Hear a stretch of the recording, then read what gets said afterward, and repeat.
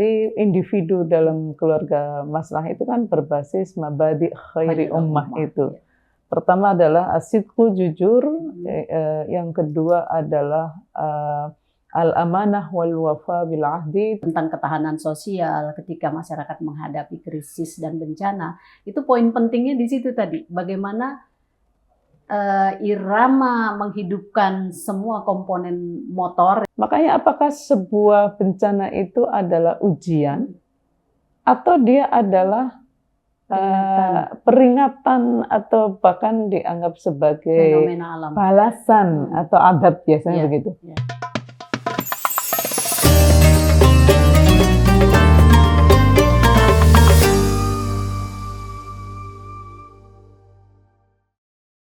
Bismillahirrahmanirrahim. Assalamualaikum warahmatullahi wabarakatuh.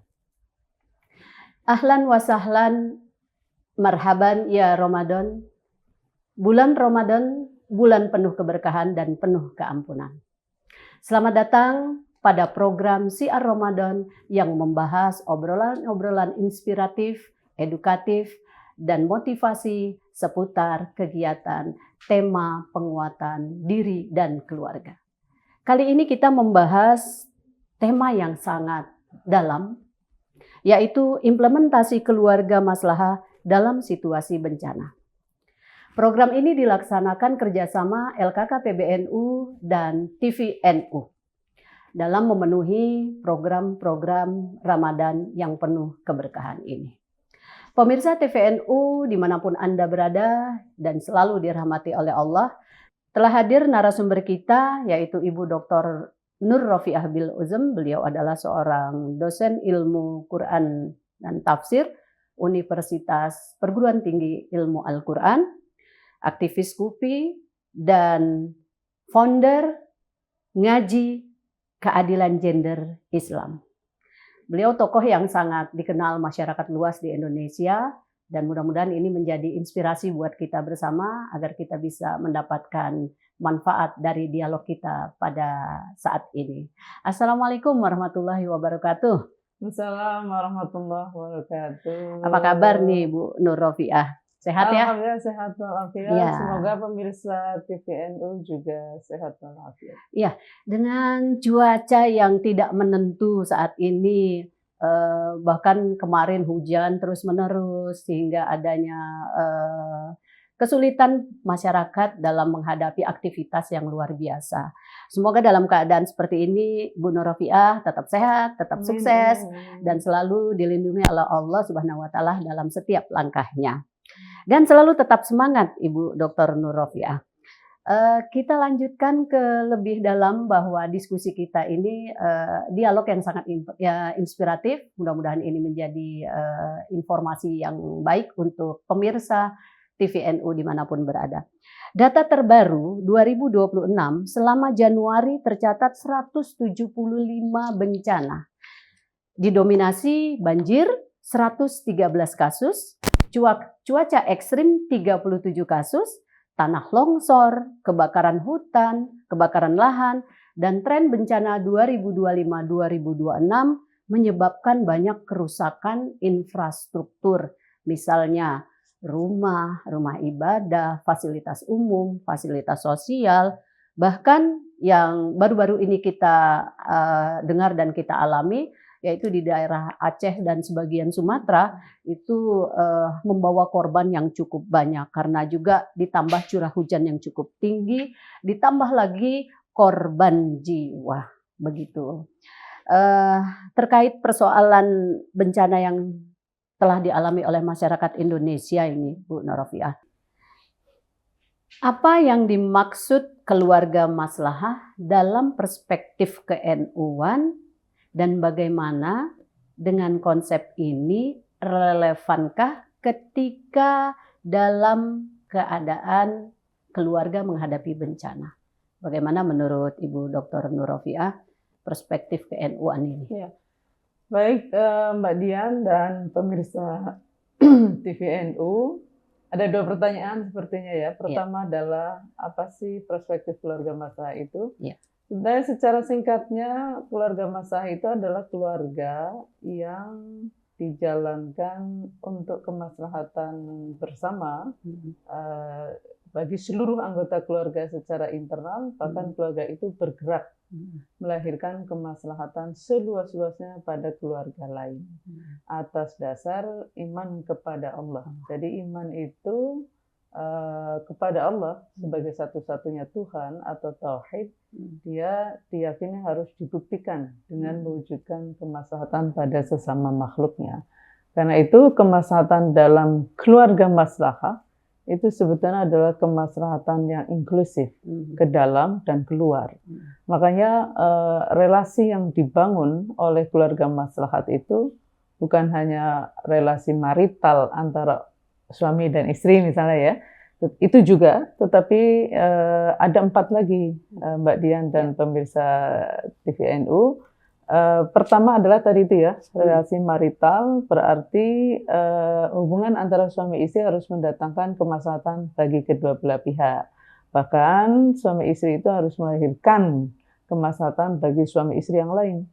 Yang kedua adalah parental. Parental itu hubungan antara orang tua dan anak. Itu juga harus menghadirkan kemaslahatan bagi kedua belah pihak. Bahkan orang tua dan anak juga harus bergerak melahirkan kemaslahatan bagi orang tua anak lainnya. Yang ketiga adalah relasi familial. Relasi familial itu adalah hubungan antara satu keluarga dengan keluarga besar, gitu. Entah ipar, entah menantu, mertua, dan lain sebagainya. Itu juga harus mendatangkan kemaslahatan bagi kedua belah pihak. Bahkan keluarga besar ini bergerak melahirkan kemaslahatan bagi keluarga besar yang lain, gitu. Nah, yang ketiga adalah keempat, adalah relasi sosial. Itu adalah antara keluarga dengan masyarakatnya, dengan bangsanya, bahkan dengan manusia secara umum, gitu. Nah, itu juga harus mendatangkan kemaslahatan bagi kedua belah pihak. Ya keluarga, ya masyarakat. Keluarga tidak boleh dikorbankan demi kemaslahatan masyarakat. Masyarakat juga tidak boleh dikorbankan demi kemaslahatan eksklusif sebuah keluarga, gitu. Dan yang terakhir adalah relasi ekologi. Itu adalah, nah ini mungkin yang agak terkait erat sekali, antara keluarga dengan alam. Jadi relasi antara keluarga dan alam juga harus mendatangkan kemaslahatan bagi kedua belah pihak. Berkeluarga tidak boleh dilakukan dengan cara-cara yang merusak alam. Alam juga tidak boleh dirusak karena itu bisa berdampak langsung pada dampak buruk ya, bahkan bahaya bagi keluarga. Nah, kira-kira prinsip dasarnya seperti itu dan semua kemaslahatan inklusif tadi itu didasari oleh kesadaran iman. Jadi iman itu mendorong kita untuk berbuat baik atau amal soleh itu. Baik bagi diri sendiri, keluarga sendiri, masyarakat sendiri, bangsa sendiri, maupun diri yang lain, keluarga yang lain, masyarakat lain, bangsa yang lain. Ya. Ini yang kita yakini sebagai Islam rahmatan lil alamin itu adalah berislam dengan cara yang menghadirkan anugerah bagi diri maupun pihak lain. Ya, jadi bukan 4 ya, 5 bahkan ya. Mungkin bisa jadi berkembang lagi selain relasi, parental, familiar, sosial, dan ekologi. Yang terpenting justru ekologi ini ya. Ya, semua penting, tapi terkait dengan musibah itu memang yang sangat relevan itu adalah relasi ekologi tadi. Betul. Yang pada prinsipnya kan berkeluarga itu harus mendatangkan kemaslahatan juga bagi alam dan sebaliknya. Karena itu nyambung dengan pertanyaan yang kedua, bagaimana melihat musibah dalam perspektif relevansinya. Seperti saya katakan tadi, sebetulnya keluarga itu tidak ada yang eksklusif dalam konsep keluarga maslahah. Karena kan keluarga ini berangkat dari kesadaran bahwa setiap individu itu hanya hamba Allah, itu adalah tauhid yang mengemban mandat sebagai khalifah fil ardh. Dengan tugas mewujudkan kemaslahatan seluas-luasnya di muka bumi. Maka apa yang terjadi pada keluarga lain, itu adalah bagian, misalnya ada keluarga kita selamat nih, ada keluarga lain yang tidak selamat dari musibah itu. Maka adalah kewajiban dari keluarga yang selamat untuk membantu keluarga yang tidak selamat. Tentu saja ya, kita itu kan tidak hanya individu, tidak hanya keluarga, kita punya organisasi misalnya.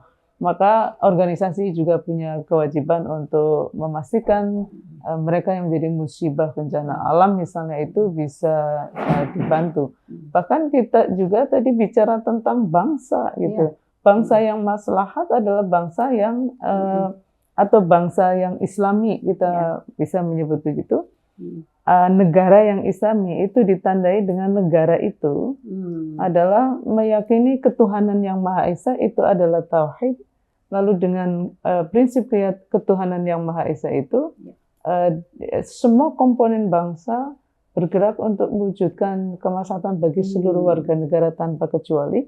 Bahkan negara itu bergerak untuk melahirkan kemaslahatan bagi negara lain seluasnya.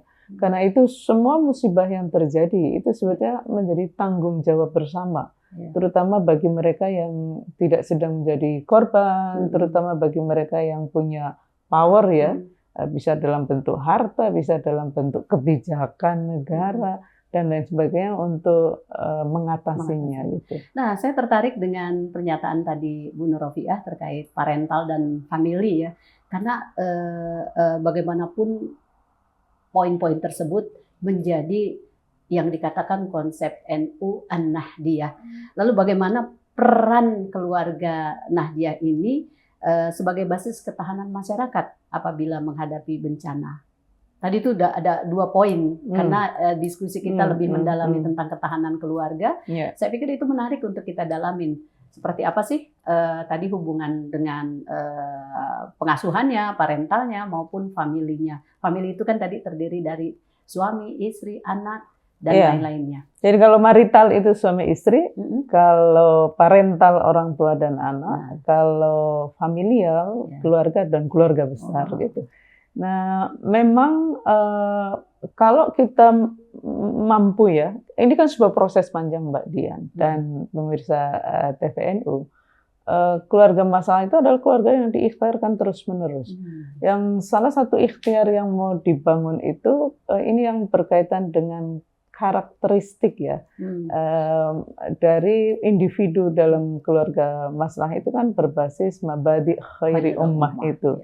Pertama adalah asidku jujur, yang kedua adalah al-amanah wal wafa bil ahdi, itu adalah mampu menjalankan tanggung jawab dengan baik, baik itu tanggung jawab yang melekat dari Allah kayak tadi sebagai khalifah fil ardh, itu disebut dengan amanah, maupun al-ahdu. Al-ahdu itu adalah perjanjian yang dibuat, dia semacam persetujuan seperti pernikahan itu. Nah, yang ketiga itu adalah ta'awun ini, yang tadi Mbak Dian sampaikan. Kenapa kita mestinya bisa lebih bertahan dengan keluarga maslahat itu? Karena keluarga maslahat itu punya prinsip ta'awun itu. Setiap individu itu harus dibangun komitmen untuk saling tolong satu sama lain. Yang keempat itu adalah al-adalah, keadilan. Dan yang kelima adalah al-istiqamah, itu semacam konsisten gitu dalam melakukan ikhtiar itu. Nah, at-ta'awun itu, ini menarik ya penjelasan para ulama ketika menjelaskan 5 karakteristik ini. Tadinya kan 3 Mbak Dian.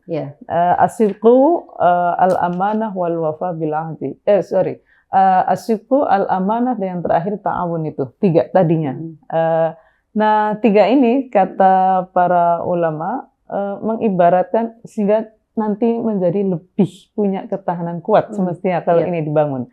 Jadi 3 mabadi khair ummah yang pertama ini ibarat ya, ibarat sebuah motor. As-sidqu itu adalah semua spare part-nya itu asli. Jadi dia bukan buatan, berarti kalau AC itu kan lebih kuat, lebih tahan untuk segala medan zaman. Segala zaman, segala medan. Yang kedua adalah al-amanah. Al-amanah itu ibarat kendaraan. Semua berfungsi sebagaimana mestinya. Kayak rem itu yang ngerem, gas itu ya untuk mempercepat, stang itu ya untuk ngatur kanan kiri, dan seterusnya. Semua berfungsi sebagaimana mestinya, itu namanya al-amanah. Gitu. Al-amanah ya. Nah, ta'awun itu ketika kita pencet starter, itu kan lalu semua bergerak sesuai dengan fungsinya, ya kan? Nah, itu namanya ta'awun. Semua berfungsi menjalankan tugasnya masing-masing, gitu. Makanya, nah, yang ditambah lagi dengan al-adalah, adil itu ibarat berkendaraan, ya dia harus menuju atau dia digunakan untuk kemaslahatan bersama, bukan untuk kedzaliman misalnya, bukan untuk apa ya, nabrak orang dengan sengaja loh ya. Kalau kecelakaan itu hal lain. Atau dia dipakai secara ugal-ugalan juga tidak boleh. Dia harus dipakai secara yang menyelamatkan dirinya maupun pihak lain. Al-istiqomah itu adalah ikhtiar terus-menerus itu untuk berkomitmen kepada kemaslahatan. Jadi motor itu selalu digunakan untuk kebaikan misalnya gitu, atau mobil itu. Nah, dengan cara seperti ini itu sebetulnya di satu sisi sebagai individu dia bisa lebih kuat. Intinya adalah dia tidak akan menjadi penyebab dari tindakan yang melahirkan bencana misalnya gitu. Ketika sedang menjadi korban pun dia menyadari bahwa dalam setiap bencana itu memang ada ikhtiar manusia, tapi juga ada ketentuan Tuhan yang ibaratnya seperti ini ya. Saya yakin tidak ada satu korban bencana pun yang dia dengan sengaja melakukan sesuatu yang membuat dia bencana. Mungkin ketidaktahuan ya, ketidaktahuan. Ada juga kan orang yang menebang pohon dan dia tidak menyadari bahwa sekali menebang pohon itu berarti ada akar yang apalagi kalau nebangnya itu sampai ke dalam gitu. Nah, misalnya seorang individu yang dia punya otoritas untuk menentukan kebijakan itu Mbak Dian. Berarti individu ini kalau dia ingat statusnya sebagai hanya hamba Allah dan khalifah fil ardh, maka otoritas untuk mengeluarkan kebijakan itu akan dipastikan tidak akan untuk sesuatu yang membahayakan gitu. Nah, sebagai korban kembali lagi ya, sebagai korban, maka mungkin menyadari kesadaran bahwa setiap manusia itu hanya dituntut untuk menjadi versi diri yang terbaik, ya sesuai dengan apa yang ada dalam kendalinya, gitu. Kita mungkin tidak bisa mengendalikan agar hutan tidak digundulin sebagai individu yang nggak punya otoritas apapun, memiliki hutan enggak, memiliki otoritas untuk mengatur hutan juga enggak gitu. Sehingga lalu yang bisa kita lakukan adalah ya apa saja, mungkin mendukung gerakan menanam pohon misalnya, atau kita sebagai individu bisa menjadi bagian dari yang menyuarakan bahwa penggundulan hutan itu berbahaya. Bahkan dalam era medsos ini kita bisa banget melakukan sesuatu yang itu kemudian membangun kesadaran masyarakat luas itu. Karena bahaya sekali kalau tidak sadar, berarti kan sikap buruk yang membahayakan akan terus terulang. Gitu. Artinya menyadarkan itu adalah bagian dari ikhtiar untuk melakukan. Nah, itu baru pencegahan ya. Dari catatan tadi saya mengkritisi. Sejatinya keluarga itu menjadi garda terdepan ya kalau tentang ketahanan sosial ketika masyarakat menghadapi krisis dan bencana. Itu poin pentingnya di situ tadi, bagaimana irama menghidupkan semua komponen motor itu bisa selaras dan sejalan. Itu kan tadi itu kalau mabadi khairi ummah itu kan karakteristik individu. Betul. Tapi dia, bayangkan ya, kalau individu itu ada dalam keluarga, maka itu menjadi karakteristik keluarga. Bayangkan kalau individu seperti itu menjadi sebuah masyarakat, itu jadi karakteristik masyarakat. Dan terhindar dari bencana ya. Lebih kemungkinan lebih besar terhindar dari bahaya itu bisa lebih besar gitu daripada mereka yang misalnya tidak peduli dengan orang. Sedangkan dalam keluarga masa ta'awun itu salah satu prinsip penting. Nah, kembali ke masyarakat yang tidak peduli gitu ya. Kan banyak orang-orang yang masih tahu berpikiran tahu tapi tidak mau, bahkan dia juga nggak mau untuk melakukan semangatin buat orang-orang yang korban. Nah, dalam perspektif ini, menurut Bu Nur Rofiah ini, apakah bencana ini ujiankah Kemudian peringatankah dari Allah atau memang fenomena alam yang karakternya ini kita bisa klaster ketika terjadi di mana-mana? Tiga-tiganya. Iya. Tiga-tiganya. Artinya begini. Iya. Dia fenomena alam tapi bukan yang tadi saya sebutkan ya. Tuhan itu punya ketentuan. Yes. Kita nyebutnya takdir. Takdir ya. Tapi ini yang harus digarisbawahi adalah takdir itu ada yang mubrom, ada yang mu'allaq. Takdir mubrom itu kan takdir yang memang dia tertutup ya. Misalnya semua yang hidup akan mati itu kan nggak ada pilihan gitu. Iya.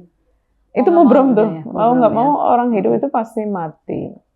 Yang kedua adalah takdir mu'allaq ini. Takdir mu'allaq adalah termasuk di dalamnya hukum alam, hukum sosial, sunnatullah itu. Itu misalnya begini. Kalau hutan digundulin, maka resapan air menjadi tidak ada karena akarnya tidak ada. Dan itu akan mengakibatkan longsor. Longsor bisa menimbulkan bencana. Kalau begini, maka begini, maka begini, maka begini. Sebaliknya, kalau ditanam pohon, maka akan gitu. Itu namanya takdir mu'allaq. Gitu ya. Dan ada ikhtiar manusia. Ikhtiar manusia itu adalah memilih mana di antara dua ketentuan itu yang akan diambil gitu. Sehingga tapi ya sebelum sehingga tapi manusia itu kan tidak hanya individu. Ada manusia yang lain. Mungkin secara individu kita menanam, tapi kadang tidak cukup hanya individu, harus ada orang lain. Bahkan individu itu ada yang jadi punya otoritas untuk mengatur secara struktural, ada yang hanya secara kultural gitu. Nah, Al-Quran itu mengingatkan pada kita terhadap bencana-bencana, cobaan, fitnah yang dilakukan oleh sekelompok orang, tapi dampaknya itu pada mereka yang tidak melakukan keburukan itu. Jadi ada ayat itu penting sekali untuk direfleksikan ya dalam situasi seperti ini. Wattaqu fitnatal la tusibannal ladzina dzalamu minkum khassah gitu.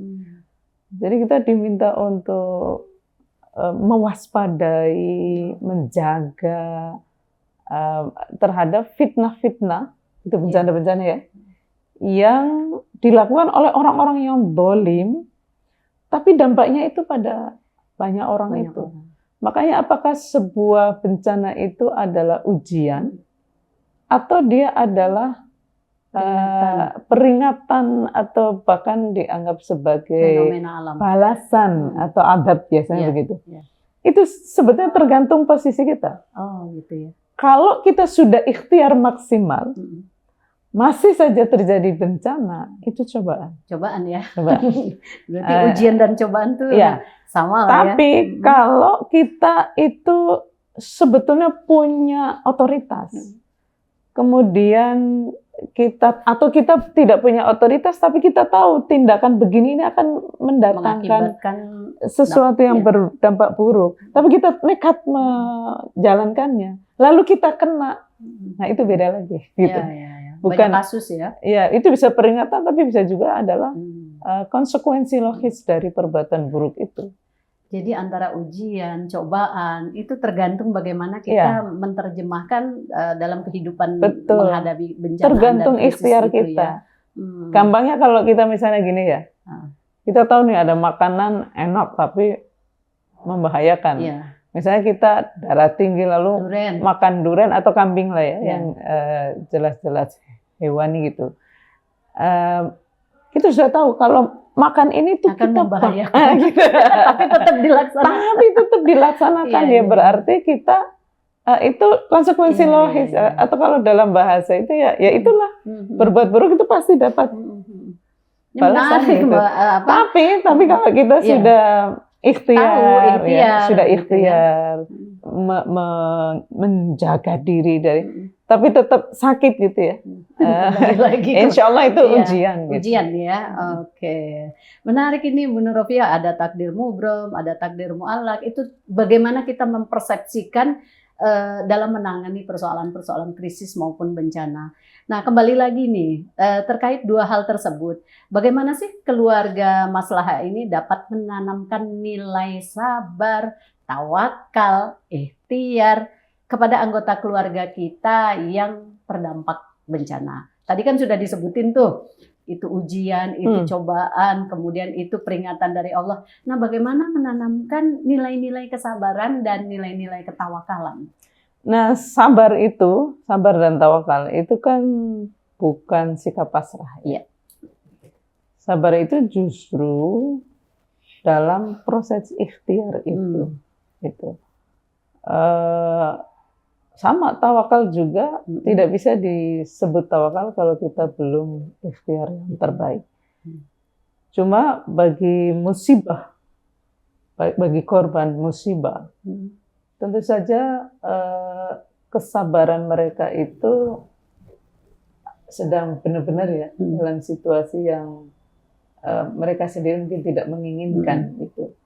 Tetapi prinsip dasar dari keluarga Maslahah itu adalah sebisa mungkin untuk tidak terjerumus melakukan tindakan yang makin memperparah, tapi bertahan dengan segala keterbatasan itu adalah bisa tetap nih tunduk mutlak hanya pada Allah untuk menjalankan perintah mewujudkan kemaslahatan bagi diri sendiri maupun pihak lain semampunya. Nah, bagi pihak lain yang tidak menjadi musibah, tugasnya adalah memampukan mereka untuk bisa menjadi versi diri yang terbaik. Itu sama nggak dengan survive?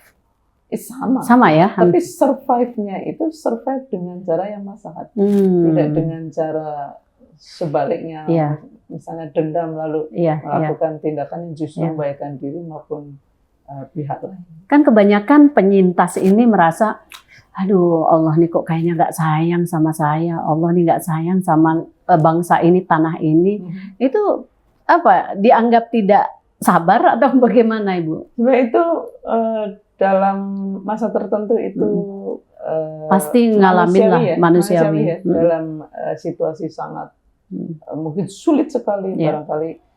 Tapi menurut saya itu jangan dibiarkan, karena cara menyikapi musibah seperti itu akan semakin memperburuk keadaan. Seperti yang saya katakan tadi, banyak musibah yang itu di luar kendali kita. Nah, nilai kita itu akan ditentukan oleh bagaimana cara kita meresponnya itu. Nah, dalam situasi yang sangat sulit seperti tadi, itu memang nomor satu, kita semua ya dalam kondisi apapun itu sebenarnya diminta untuk menjadi versi diri yang terbaik. Dan harus bijaksana ya. Ya, tentu saja.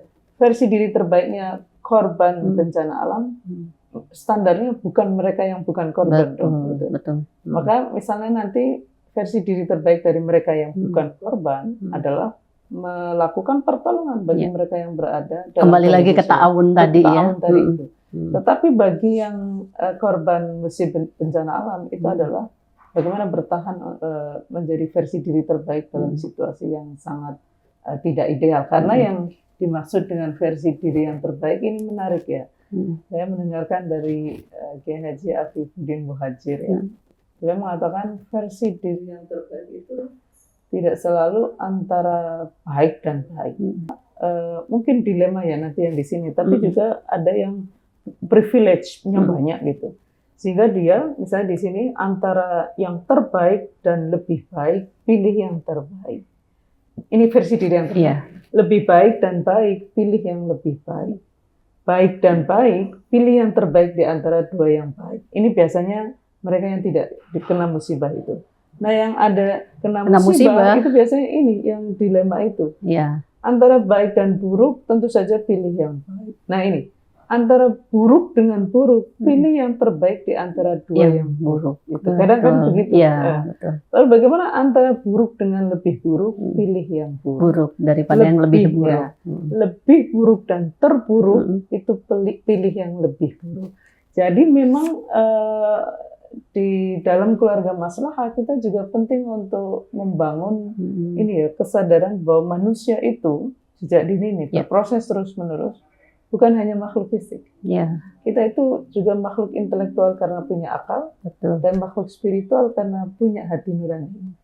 Nah, akal dan hati ini itu penting untuk terus-menerus dipertajam, mengasah, sehingga kita bisa membedakan mana nih yang buruk dan baik, mana yang buruk dan Yang lebih buruk dan di antara sekian banyak kemungkinan yang kita sedang punya, gitu. Dan kita hanya dituntut untuk tadi itu, memilih pilihan yang terbaik, bahkan kadang-kadang di antara yang lebih buruk dan terburuk. Nah, kategori tadi baik, lebih baik, buruk, lebih buruk gitu ya. Itu kan manusiawi. Jadi orang mendapatkan choice pada aspek yang dia alami. Pertanyaan saya itu bagaimana sih peran organisasi NU, khususnya LKKPB NU dalam menangani bencana yang dialami keluarga korban? Ya. NU sebagai keluarga besar itu kan sebetulnya juga punya badan dan lembaga, badan otonom, banom dan lembaga. Mereka juga bergerak kan sebetulnya.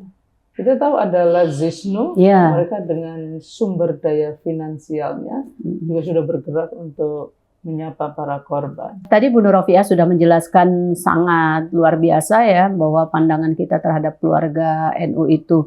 Lalu sejauh mana peran organisasi khususnya di dalam NU dalam menangani keluarga korban bencana, khususnya mungkin LKKPB NU yang Bu Nur Rofiah menjabat sebagai wakil ketua. Bagaimana, Bu? Jadi kalau keluarga besar NU itu kan memang ada satu mekanismenya ya, ada badan otonom dan ada lembaga. Seperti Lazisnu itu kan dia punya sumber daya keuangan yang kuat sehingga NU juga bergerak melalui Lazisnu. Kemudian ada satu lagi tadi LPBI. LKK itu tentu saja sesuai dengan mandatnya ya. LKK itu kan ada dua bidang besar ya. Satu adalah mainstreaming keluarga maslahah, yang itu adalah menjadi bagian dari tanggung jawab saya sebagai wakil ketua.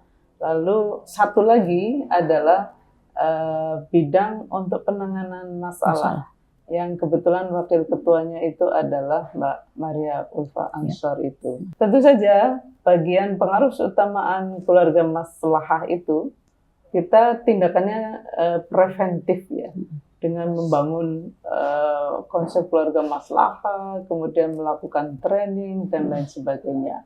Nah, yang keluarga masalah tadi itu juga sejauh ini sudah melakukan tindakan-tindakan seperti melakukan bantuan psikososial di Sumatera, Aceh dan Aceh, kemudian Padang. Ada juga Padang ya.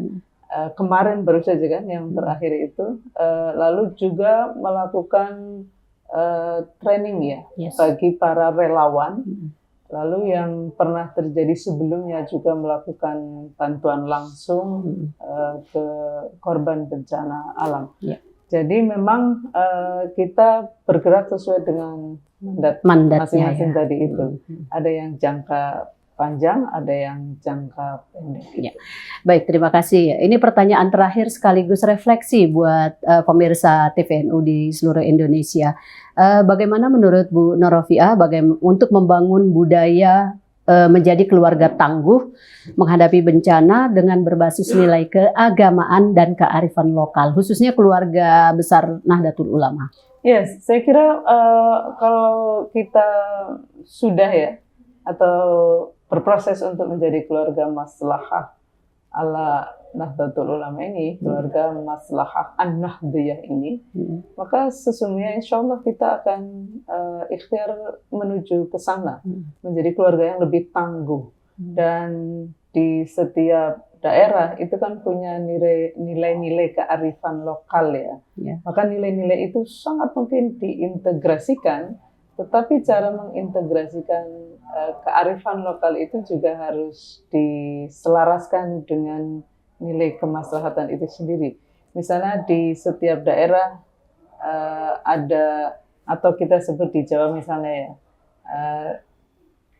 surga nunut neraka katut, itu kan ada. Masih ya. Gitu ya. Itu menurut saya kalau dipahami dalam perspektif keluarga maslahah itu harus dimaknai sebagai setia dalam suka dan duka. tapi untuk semua pihak Yes. gitu. Termasuk ketika sedang mengalami musibah itu. Jadi tidak difahami sebagai ketaatan mutlak. Karena dalam Islam surga boleh nunut tapi neraka tidak nggak boleh boleh ikut. Itu contoh saja ya. Iya, iya, betul. Seperti itu kira-kira. Nah, pesan-pesan terbaik nih untuk masyarakat Indonesia, karena masyarakat Indonesia kan harus siap siaga dengan kebencanaan. Ini sebagai kalimat terakhir atau pamungkas untuk pemirsa TVNU di seluruh Indonesia. Ya, mari kita menjadi bagian dari gerakan penyelamatan alam, gerakan untuk menjaga lingkungan hidup, dan kita bisa mulai dari keluarga masing-masing, tapi juga harus didukung dengan kebijakan negara. Misalnya, gimana kita bisa menghindari sampah plastik kalau produk-produk yang tersedia semuanya berbahan plastik. Mantap. Jadi kalau bisa kita tidak menggunakan, kalau terpaksa menggunakan maka jangan sekali. Kita bisa berperan aktif untuk menyelamatkan alam dengan beberapa prinsip, misalnya dalam konteks penggunaan plastik yang tidak ramah alam itu kita sebisa mungkin untuk mengurangi, kalaupun terpaksa memakai jangan pakai sekali. Dan kalau masih memungkinkan tidak bisa dipakai lagi maka di recycle itu ya, dimanfaatkan untuk manfaat yang lain. Terima kasih Mbak Dian dan pemirsa TVNU. Baik, terima kasih sekali Bu Nur Rofiah. Ini materi yang padat, singkat, tapi memberikan semangat untuk kita sebagai masyarakat Indonesia agar terhindar dari bencana, baik yang dibuat oleh diri kita sendiri atau masyarakat, atau yang memang datangnya dari alam ya. Mudah-mudahan kita bisa terhindar. Sebagai penutup, kami mengucapkan terima kasih kepada narasumber. Mudah-mudahan ilmu ini bisa dipraktekkan oleh keluarga besar NU di seluruh Indonesia. Saya atas nama pembawa acara Ratu Dian Hatifah, pengurus LKK PBNU, mengucapkan terima kasih dan selamat menjalankan ibadah Ramadan. Wallahu muwaffiq ila aqwamit thoriq. Wassalamualaikum warahmatullahi wabarakatuh. Waalaikumsalam warahmatullahi wabarakatuh.